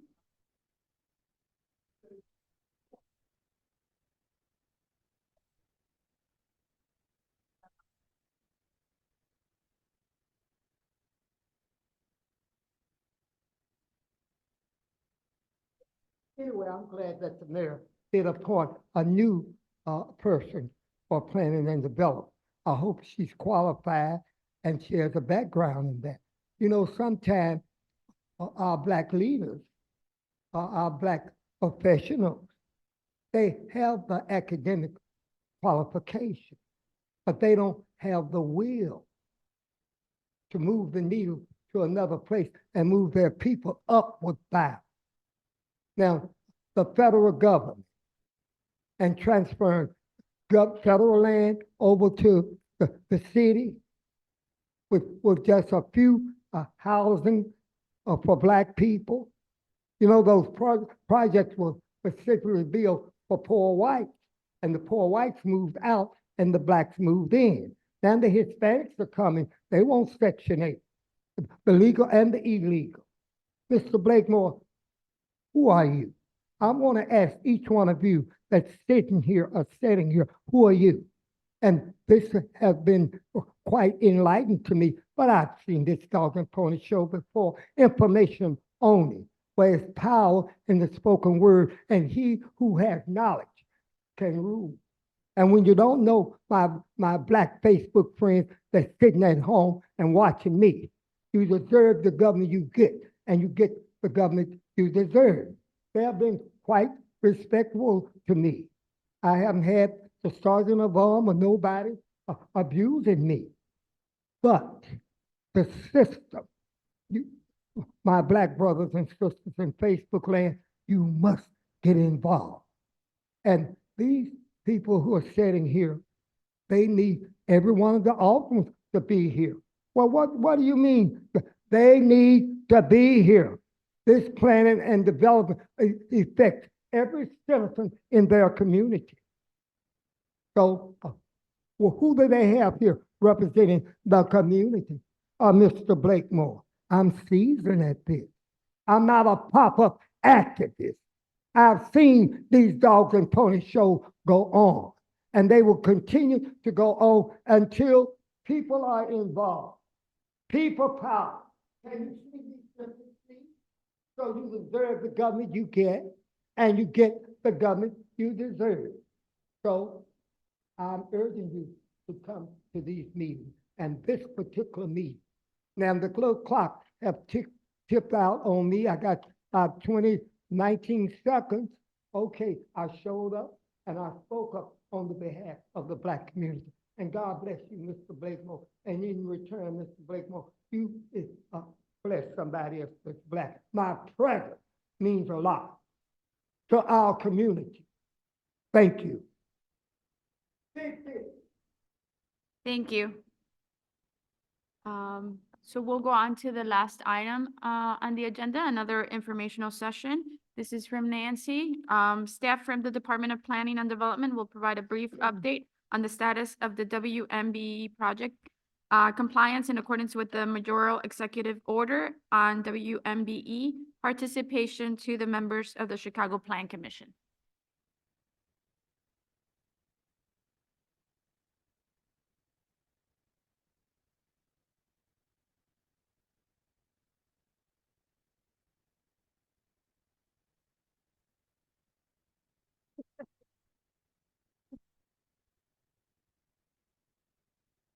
Hi, good morning. Good morning Oh, still. yes. Good morning, Chairwoman Flores and members of the Plan Commission. My name is Nancy Razovich. I'm an Assistant Commissioner with the Zoning Bureau in the Department of Planning and Development. I'm here today to provide the Commission with an update on the Minority and Women Business Enterprise, MBE, WBE respectively, and local city resident equitable participation, often referred to as local hire initiatives, on PD projects reviewed and approved since the adoption of Executive Order 2017-2. In addition, I'll be providing some updates.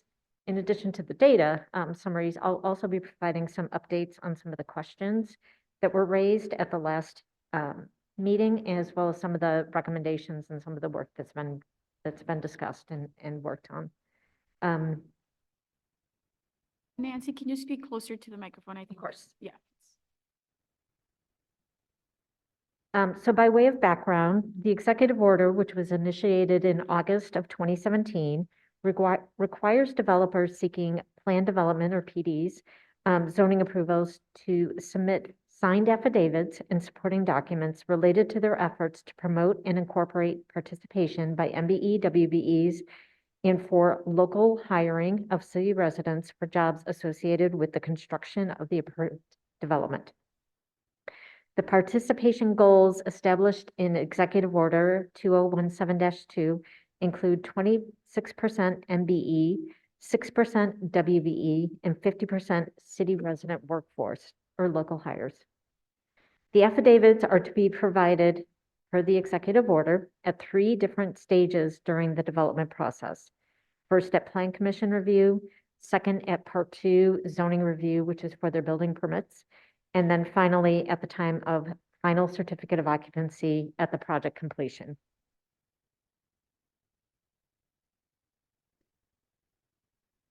To help developers and general contractors identify certified MBE and WBE contractors, the Department of Procurement Services maintains a list of minority and women business enterprises, many of whose members are certified MBEs and WBEs, and it's all available through their website.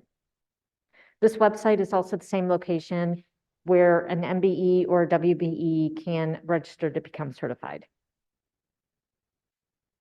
In addition, through the Plan Commission website, we maintain an assist agency list that includes other agencies that can provide assistance to general contractors throughout the city to help as another resource for them looking for qualified firms to help participate on their projects.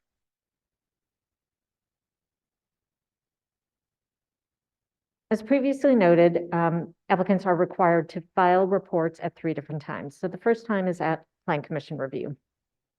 Since the adoption of this executive order, roughly since September 20, 2017 through November of 2023, so through last month's meeting, the Plan Commission has reviewed and recommended approval of 336 PD applications with a combined project value of just over $50 billion and with over 163,000 anticipated construction jobs.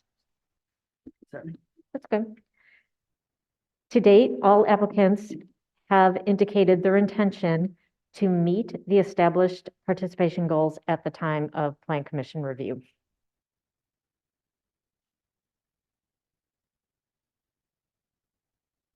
This slide depicts the number of projects that the Plan Commission has reviewed over the years since the adoption of the executive order. As you'll see, 2017 is one of the lower numbers. That was the year that the executive order was initiated.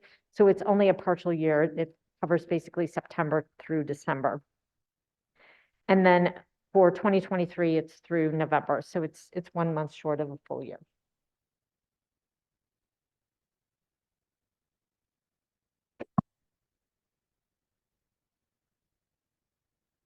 Since the adoption of Executive Order 2017-2, again, from September of 2017 through last month, the Zoning Bureau staff has completed 202 Part 2 zoning reviews for building permits. For larger scale projects, there's often multi-permits involved with a project, such as they'll come in for a foundation or site work permit and then come in for further building permits. In addition, there's often multiple projects within a PD. So for these 202 reviews, these cover 174 different projects within 141 different PDs.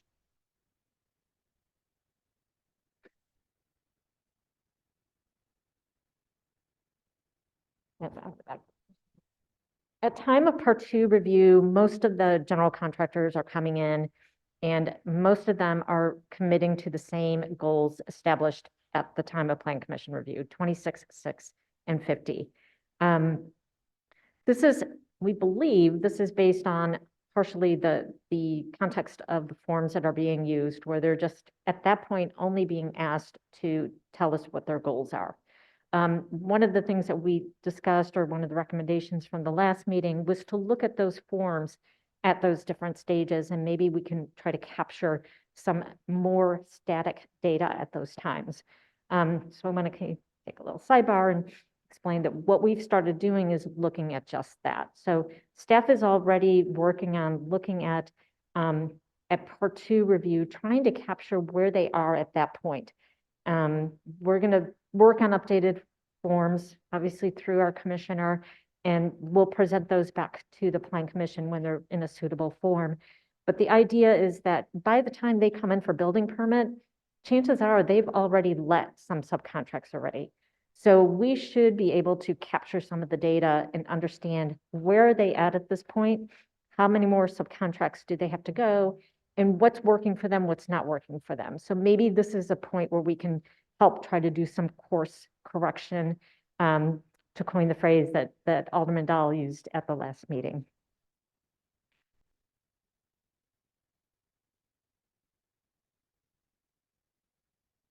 And then this final slide is when the third reports come in, which is at final COO. And to date, we've confirmed that 67 certificate of occupancies have been issued. And of those projects, we've received 50 reports. The final participation levels at COO are, it's about over $3.3 billion in total project costs combined for those projects. Cumulatively, when we look at those projects, they've had 19.1% MBE participation. That's down from 19.5, which we talked about last month. So we're seeing that trend kind of go down a little bit. 7% WBE participation, that's been maintained. They continue, most of these GCs don't seem to have a problem meeting that criteria. And then 24.2 city resident hiring, and that is absolutely consistent with what we had in July, in the July report.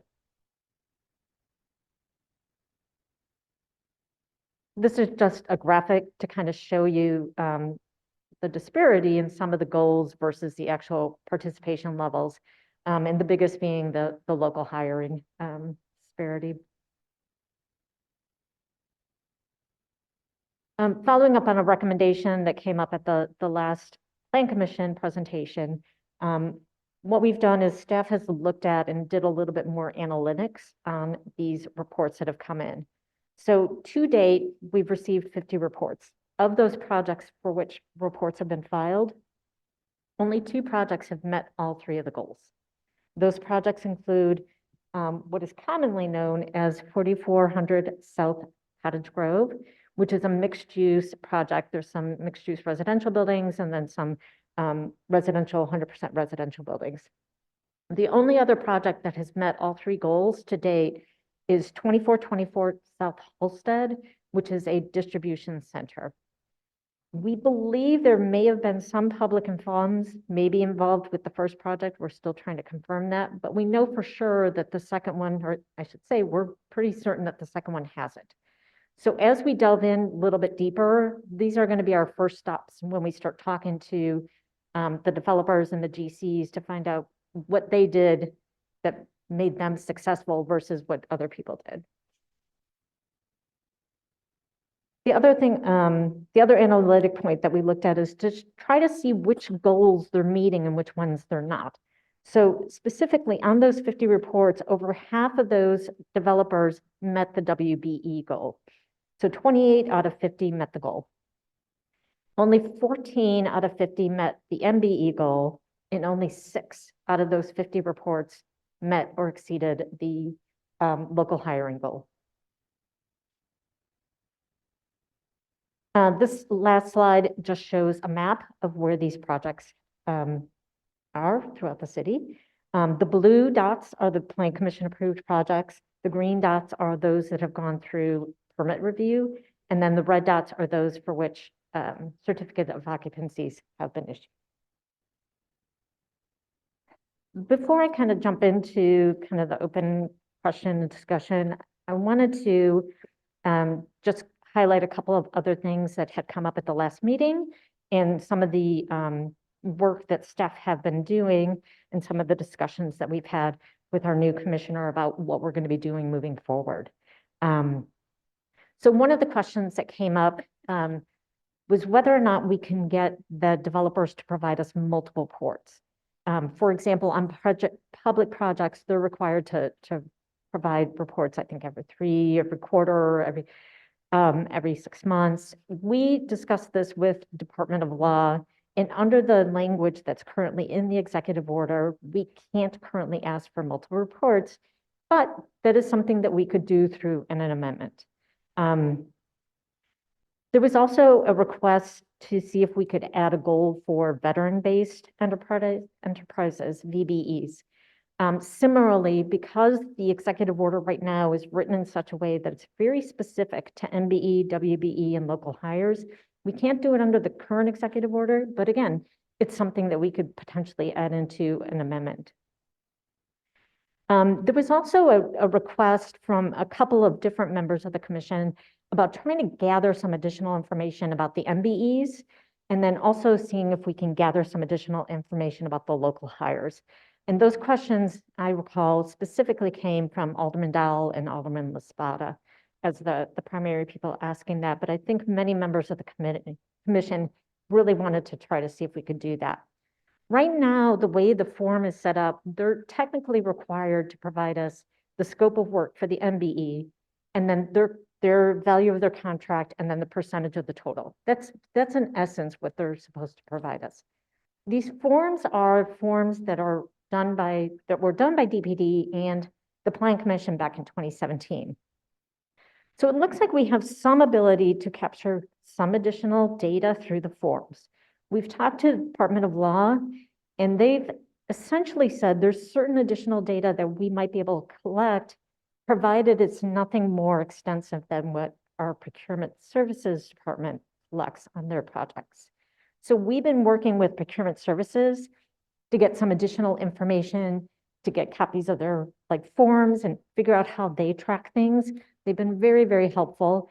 They track not only local participation throughout the city, like city resident hiring like we do, but they also have they set established goals for like area participation. And what they look at is they define 4 areas around a project and also set a goal for that. And that could be anywhere from 15 or 5 to 15% of local hires that included within the 50%, they want to have some percentage of local hires within the area of the project. So I think there's a lot of things that we can distill from the procurement services and maybe move forward through some of the changes in the forms, but more so through the amendment to the executive order. Let's see. With respect to amending the executive order, I've spoken to someone in IGA, and essentially the process is going to be, we'll work, through our commissioner on what in the Plan Commission and look at what types of things should be changed and how we want to change those types of things. We would then present that to IGA with the help of law and then move that forward through that process. So it's going to be an iterative process with IGA and law and members of the commission as well as our department. But I think there's a really good opportunity then to capture the things that we really want to capture because we can do it again. And essentially what IGA said, we can either amend it or we can just create a superseding executive order. So we do understand that process. And then the one last thing that seems to come up quite often is whether we can make these goals, these what are now goals, mandatory. Department of Law has been asked this question multiple times, and they continue to have the opinion that there is not a legally defensible way to enforce MBE, WBE commitments because there's no disparity study justifying a race-based program. So we also did some additional research on other communities because we're trying to figure out, does anyone else do this?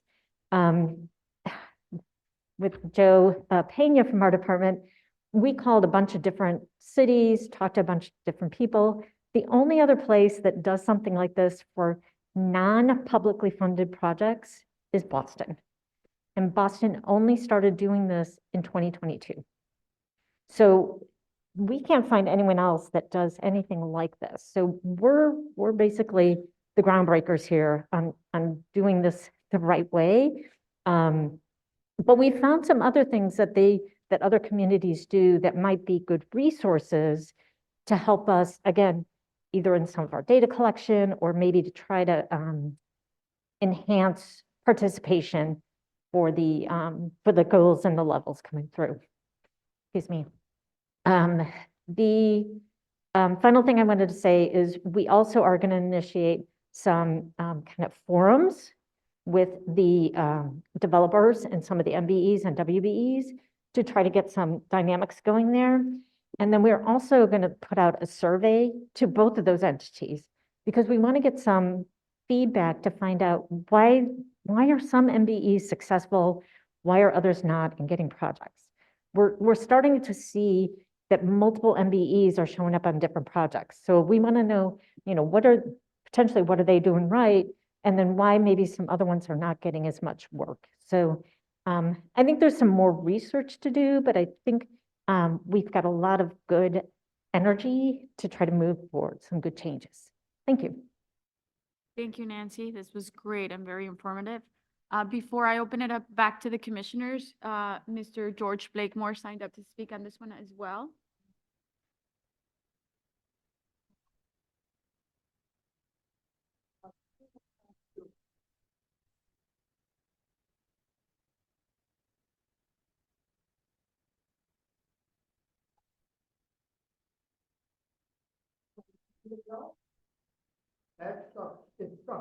But to the presenters from Planning and Development, to the young man and to the young lady, they've been very respectful to me. And the information that I have received, they say there's no other city but Boston in the United States that have these requirements. So Chicago is is head, first in line. But how are they going to enforce this? They are saying it's no legal ground. The lawyers say that you got to have a MBE, a WBE, a residence from your community. So we got to do this. We got to figure it out, and we got to do this, especially our Black citizenship, with MBEs and WBEs, and our residents here. You can work on these projects and come from Indiana, or Wisconsin, or Missouri, or Iowa. You got a requirement, there should be a requirement that everybody who works on this project live in the city of Chicago. You all have a great task. I'm very critical of government and these agents, but you're doing the best that you could do. And it's very informative to say that it's no legal ground to make these developers do this. We got to figure a way to make them do it, especially the Blacks, when it comes to planning and development. Well, I was just giving the developers such a hard time that they say we got to recess the meeting. And when they recess the meeting, then after the 15 minutes, I proceeded to go back in, and the police had come swarm me around, and my head hit that marble floor. And I had to have a brain operation. It's dangerous to be an activist in this city, advocating for Black people. They drove me out here in one of the committee meetings. Mr. Blakemore, you should be cloned. And these presenters with planning and development, you all are doing an excellent job. I didn't know it's no legal way to make this happen. We got to make this happen, young ladies and young men, and all of you that are set on this committee. You got to make it happen, that the people in this city get these jobs and contracts and service, and these Black people will be working from the professional job architect to the bricklayer to the plumber. It's got to happen. Thank you. Thank you, Mr. Blakemore. Any questions or comments from the commissioners? Yes. Yeah, so I've shared with the team, I think that this is really important work, and in terms of like meeting goals, you have to know where we are right now and some of the challenges. I think there's a unique opportunity for us to have more thoughtful check-ins with the development partners, and, you know, at the beginning of the project, potentially implement a contractor utilization form, because it requires a level of thoughtfulness for the developers to say, this is how I'm going to not just meet the goal, but exceed the goal, right? That 26.6 in my mind should be the floor, not our ceiling. And so I think with partnership with DPD, there's an opportunity for us to really be thoughtful, to be proactive, to be strategic, to help to encourage more participation. I don't know that the developers don't want to get there, but sometimes it's difficult to get there. So I think there's barriers that we can remove to help them to get there in a more thoughtful, targeted way. Beyond just putting on your form, I'm going to hit 26.6. I think the bigger question is, and very early on, not at part 2, but how are you going to do that? And so I just want to say, like, kudos to the team for just the thoughtfulness behind how do we do more? How do we get more participation on the MBE, WBE side and local hiring? And how can we really ensure hyper-local participation to really ensure deep community benefits? And so I just wanted to just acknowledge the really important work that this team is doing to go above and beyond just the bare minimum with participation. Thank you. Yes. Commissioner Reyes? Thank you, Nancy. I know I've been one of the persons that have been asking for this, and I truly appreciate all the work behind the scenes.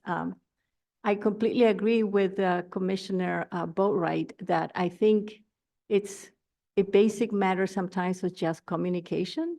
And I think that maybe as part of the application for Plan Commission, given that these are large development projects, that the majority of them are actually being done by the private sector, I think that we should require basic information about who's going to be your general contractor, within your general contractor, who your general contractor work with as a subcontractor, who's your architect, who are the consultants, because I do development of affordable housing, and so when you come in front of the Plan Commission, you already have all that information.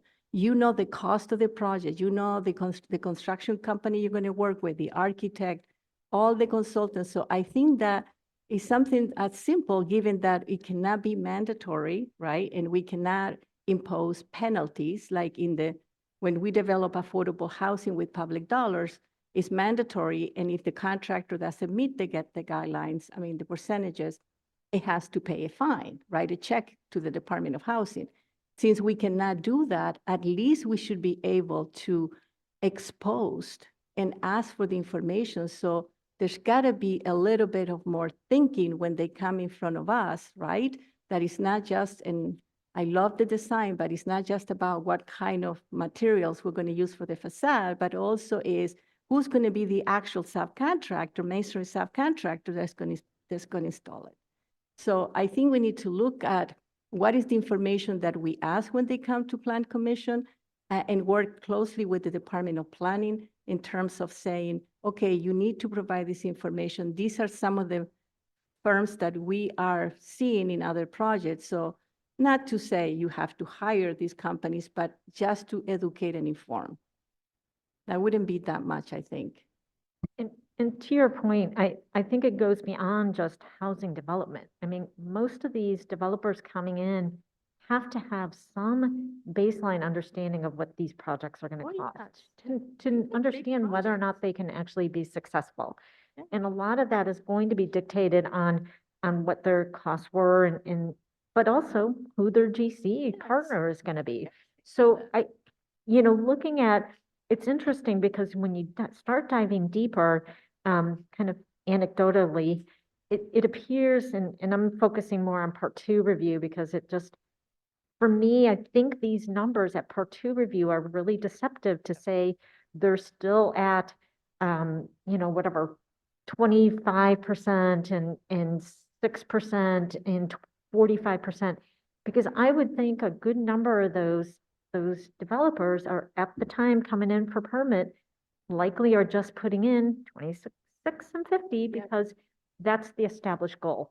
And as the commissioner is saying, getting that out earlier and establishing the level of information that we're going to expect to see, I think earlier, is going to make them perhaps think more about it and maybe be a little bit more diligent.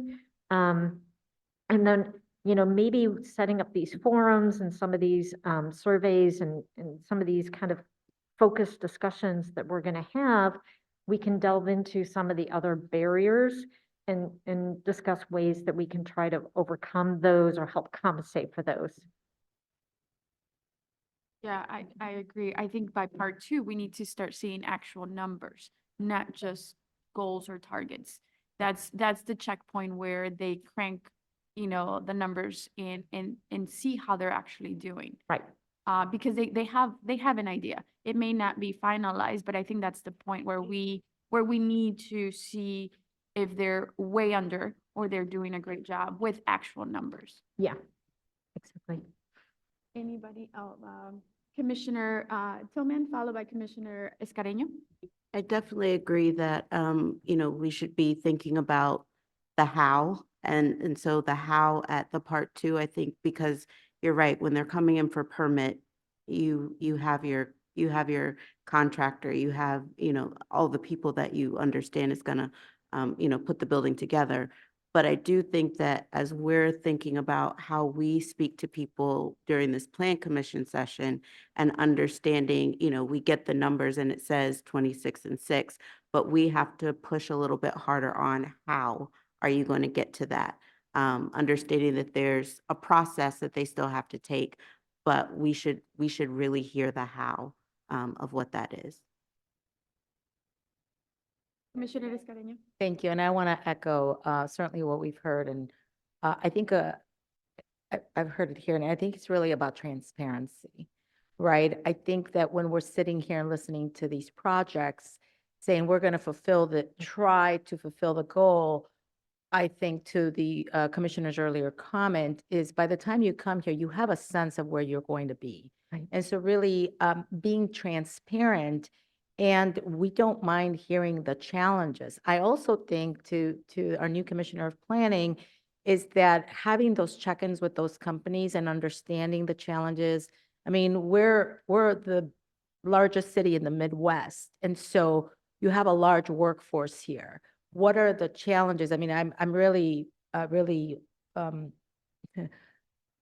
little bit surprised about the local hiring. Right. There's got to be more local hiring from every community in Chicago. I mean, there is no way that you can expand your efforts as a major corporation to try to really hit on that local hiring. When we, as a city together, working with the Department of Planning, can figure out what are those challenges here in the city, Right. so that we have city colleges, we have all these agencies that are really working to try to increase the talent pool and improve upon those practices. And we have so many, we have very diverse communities.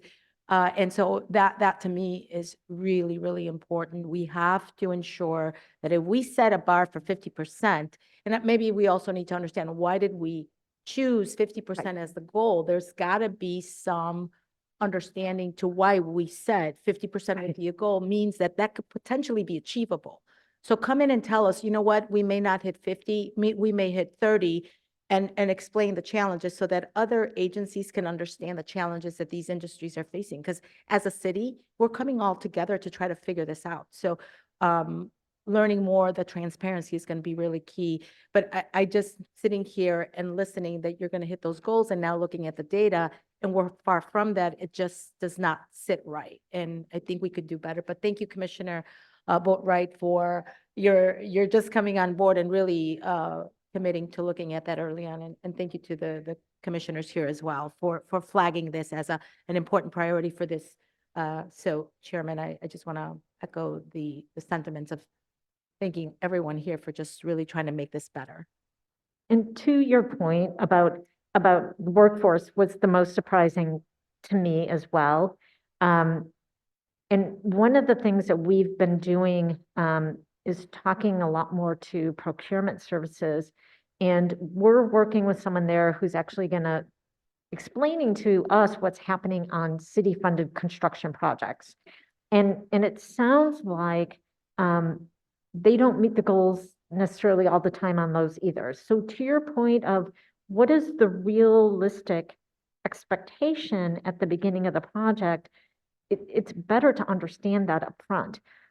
We've got a point person now in procurement services who's going to provide us their year-end report sometime in January and let us know where they finished up on, because what we've been able to discern is this 26 and 6 and 50 is what procurement services uses on the city construction projects. So we believe that when this was done in 2017, it was simply pulled from that.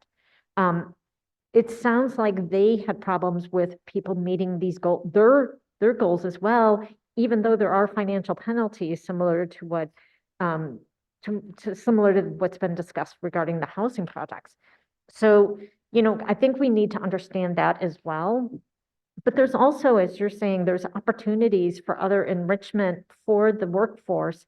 And even these general contractors could be encouraged to set up, you know, apprenticeship programs and those types of things. You know, it is such a big city. There should be more opportunities and abilities to try to get closer, right? Or to exceed, as our commissioner would prefer, right? Or at least we set realistic goals. Yeah. Any other comments from the commissioners?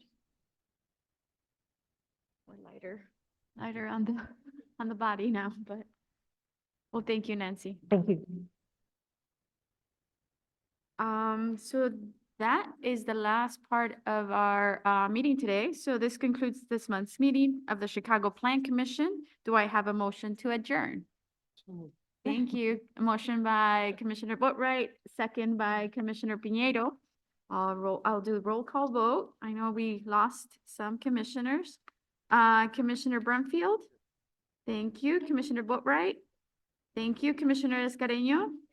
Thank you. Commissioner Flores, yes. Commissioner Lyons? Thank you. Commissioner Piñeiro? Yes. Thank you. Commissioner Reyes? Yes. Thank you. Commissioner Tillman? Thank you. I think that was everybody.